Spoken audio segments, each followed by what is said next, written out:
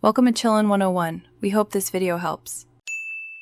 You start by cutting power, unplug the refrigerator or switch off the breaker. Once done, clear the nearest shelves so nothing falls.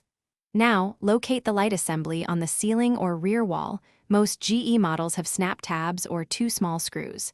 Use a flat tool to gently pry the cover at the tab points or remove screws with a Phillips.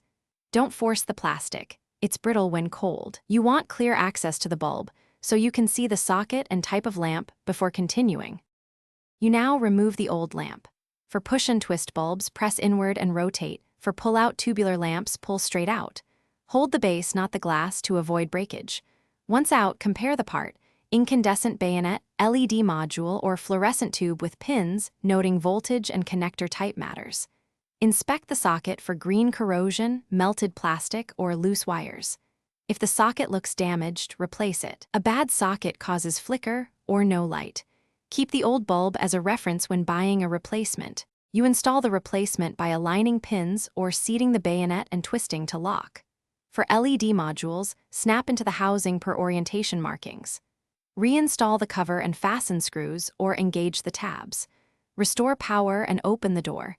The light should come on immediately and remain steady. If it doesn't, make sure the breaker is on.